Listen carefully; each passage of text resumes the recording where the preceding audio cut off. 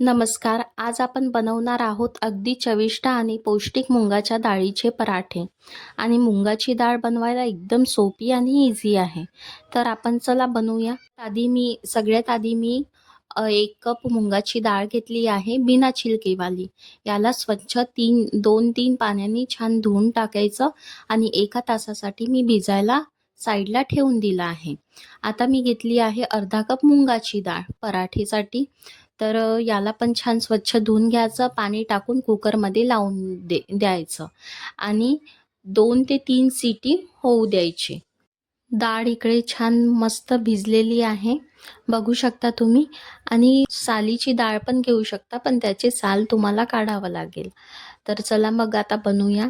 कढईमध्ये मी 2 चमचे तेल ॲड केले आहे. त्यामध्ये जिरं, मोहरी अर्धा चम्मच टाकला आहे. 2 ते 3 कांदे चिरून लंबे कट करून टाकून द्यायचे. कांद्याला छान तेलामध्ये शिजू द्यायचा आहे. मग यामध्ये अर्धा चम्मच मी अद्रक लसूणचा पेस्ट घातलेला आहे. याला पण छान खोडून घ्यायचं. खोडल्यानंतर इथे मी धनिया कूट ॲड केला आहे 1 चम्मच आणि टमाटरला पण शिजू द्यायचं. 1 घातलेला आहे. इथे मी ॲड करीन लाल मिरची पावडर 1 चम्मच, अर्धा चम्मच हळद, 1 चम्मच मीठ. याला मिक्स करायचं आणि मुंगाची डाळीला यामध्ये टाकून द्यायचं. घरामध्ये भाजीला काही नसेल तर झटपट तयार होणारी मुंगाच्या डाळीची भाजी अशा पद्धतीने तुम्ही नक्की करून पहा. तर डाळ आपण टाकलेली आहे. याला तेलामध्ये छान मुरू द्यायची आणि मस्त याला खोडून टाकायची. 5 मिनिट याला तेलामध्ये छान मुरू द्यायची आणि अर्धा ग्लास मी यामध्ये पाणी ॲड केलेलं आहे. पाणी टाकल्यावर याला 5 ते 7 मिनिटपर्यंत छान शिजू देऊ. लवकर शिजून पण जाते. याला थोड्या वेळ झाकून ठेवून द्यायची, म्हणजे शिजत राहते. एकदम जास्त शिजवल्यावर खूप गिलंगासारखी होऊन जाते. आणि वरतून मी सांबार केला आहे. मसाला ॲड करून टाकायचा आणि साईडला ठेवून द्यायचं. आता आपण काय करू, कुकर थंड झालेला आहे. मी इथे मुंगाच्या डाळीचे पराठे बनवणार आहे. तर मुंगाची डाळ छान शिजलेली आहे.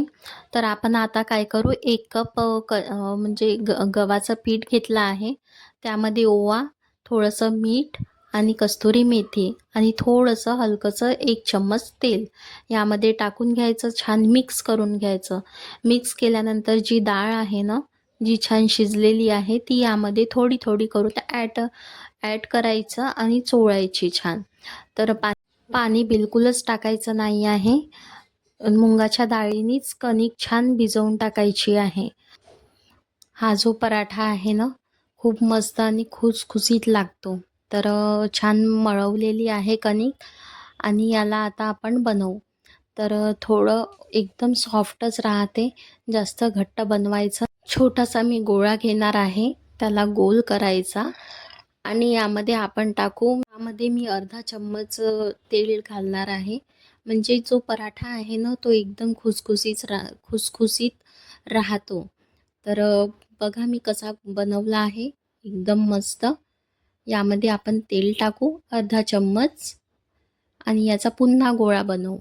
गोळा बनवला की पतलासा पराठा आपण बनवू. आणि मुंगाची डाळ आहे ना, खूप लवकर शिजून जातात आणि यामध्ये पण छान मिक्स झालेली आहे. कोरडी कणिक टाकून आपण पतलीशी पोळी लाटून घेऊ. बघू शकता मी एकदम पातळशी पोळी लाटलेली आहे.